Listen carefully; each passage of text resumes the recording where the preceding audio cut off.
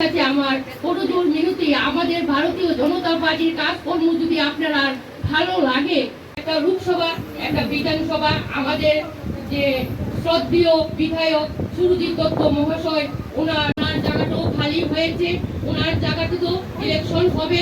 এই ইলেকশন আমাদের কাজ করার গতিকে উনি বাড়িয়েছেন, আর ওনার যে কাজ করার গতি দেখে জানে তাই কি কাজ করে গেছেন।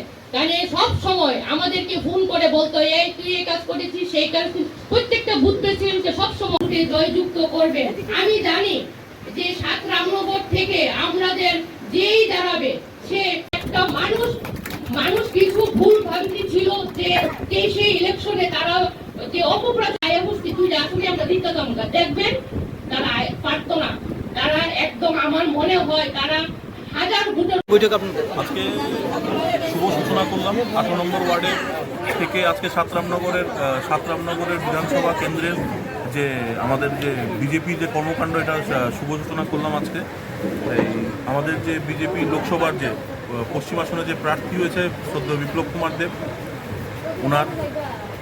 ওনার জন্য ভোট চাইতে কালকের থেকে আমাদের সবগুলো বুথে বুথে ডোর টু ডোর চালু হবে, এবং পার্টির থেকে যা যা আমাদেরকে নিয়মকানুন দিয়ে দিয়েছে এটা সবগুলো ফলো করার জন্য বলা হচ্ছে। কারণ বারবার তো আর মিটিং ডাকতে পারবো না, এত পরিসর তো পারবো সময়ও নেই, তো মানুষের কাছে পৌঁছতে হবে।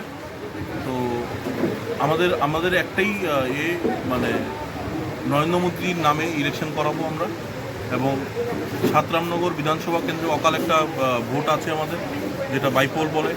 আমাদের প্রিয় বিধায়ক আমার জ্যাঠামশাইয়ের মৃত্যুতে যে এই ভোটটা হবে, এবং এটাই আমি সবার কাছে এটাই বলেছি যে প্রার্থী যে কেউ হোক, পার্টি প্রার্থী দেবে।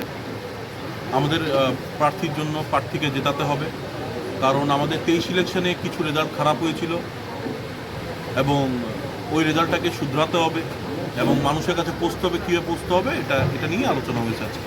২৩ তারিখ তো আপনাদের জনসভা রয়েছে, এটা নিয়ে যুব জমায়েত রয়েছেন, এবং মানে যুব জমায়েত আমাদের যুব মোর্চার ভাইরা এগুলো মিটিং করছে অনেক জায়গাতে। ওরা মানে বহু সংখ্যক লোক নিয়ে ওরা যুব জমায়েতে যোগদান করবে রবীন্দ্রভবন। দল পুরোপুরি প্রস্তুত? দল তো প্রস্তুতি আছে।